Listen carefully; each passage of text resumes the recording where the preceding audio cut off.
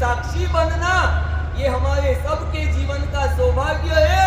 और रेवतड़ा संघ ने जो इतिहास का सर्जन किया है उसके साक्षी हम सब बन गए हैं, ये भी हमारे जीवन का एक सौभाग्य है। और इस इतिहास सर्जन का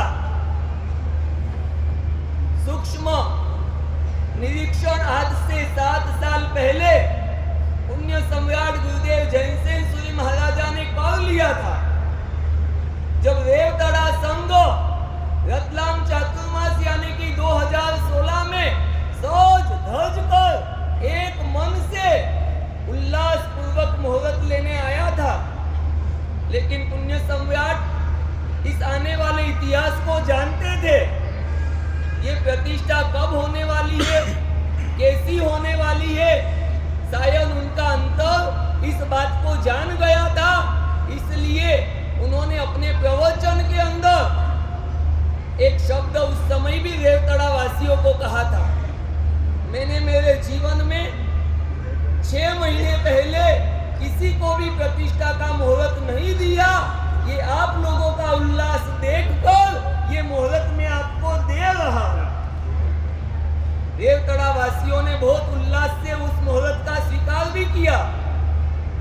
गांव में आकर चढ़ावों की जाजम भी हुई, लेकिन योग संयोग कुछ ऐसे बने कि प्रतिष्ठा उस समय हो नहीं पाई।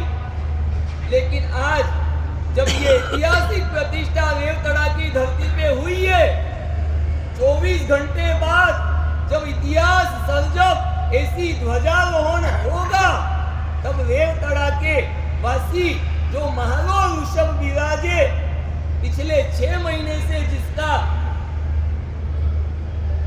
इंतजार कर रहे थे, महारो ऋषभ विराजे। आप अगर किसी की गाड़ी को अपनी कहोगे तो आपत्ति आएगी, किसी के बंगले को अपना कहोगे तो आपत्ति आएगी, लेकिन ऋषभ देव के लिए आप सभी कहोगे कि महारो ऋषभ विराजे। मुझे लगता नहीं कि कोई आपत्ति लेगा।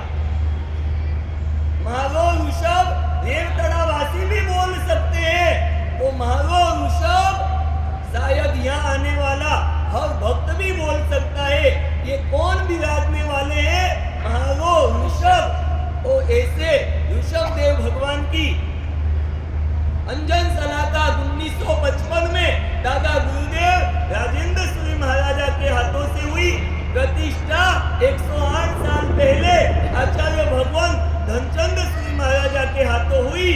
और उसी ऋषभ देव भगवान का जब जीर्णोद्धार हुआ, कल जिनकी ध्वजा फरकने वाली है, ऐसी ऐतिहासिक ध्वजा का चढ़ावा का जो अंक आया है, उस अंक को भी आप देखो 61 तो होता है 7 बराबर।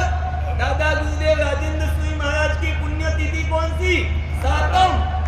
पुण्य सम्राट की सप्तमी पुण्यतिथि कौन सी? 7वीं। ध्वजा का चढ़ावा भी 7 और पुण्य सम्राट के जाने के बाद ये 7वें वर्ष में ही रेवतड़ा की प्रतिष्ठा हो रही है। जोरदार ताली बजाते हुए, क्या बात है गुरुदेव, वाह वाह। तो कहे कि 7 साल क्यों लगे? क्योंकि रेवतड़ा वालों को प्रतिष्ठा का निर्णय करने में 7 होने में 7 साल लग गए। इन सब ने कहा हम साथ है, तो प्रतिष्ठा का ये इतिहास ऐसा बना।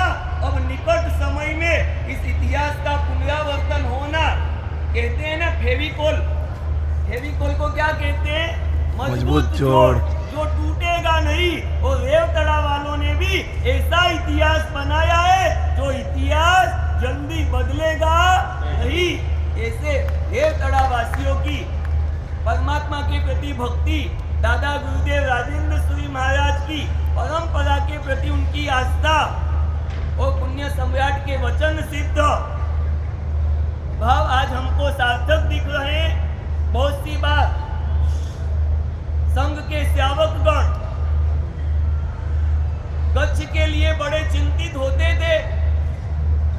अनेक सेवक पुण्य सम्राट को आकर पूछते थे, आप जब से त्रिस्तुतिक संघ के नायक बने हो, दादा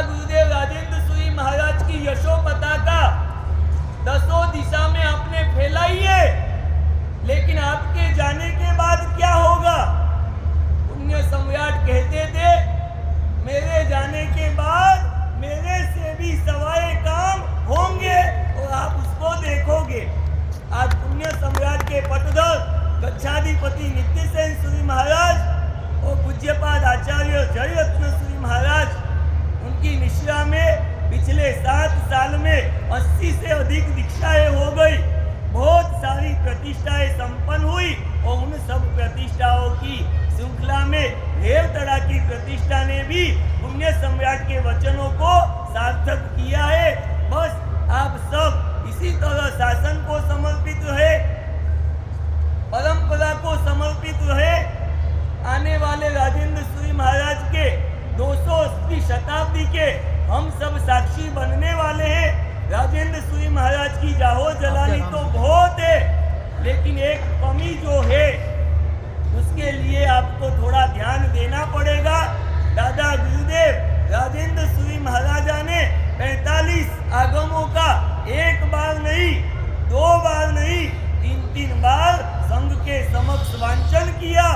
आगमों का गहन अध्ययन करने के बाद दादा गुरुदेव ने जो त्रिस्तुतिक सिद्धांत को जगत के सामने रखा, हम दादा गुरुदेव को तो बहुत अच्छी तरह से मानते हैं, लेकिन उनके बताए हुए सिद्धांत से कहीं हम विचलित न हो जाए।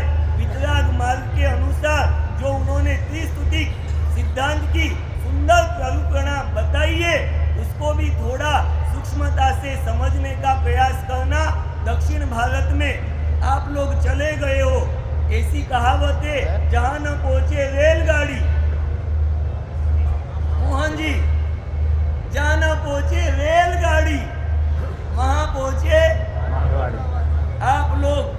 राजस्थान छोड़ के दक्षिण के कोने कोने में बस गए हो।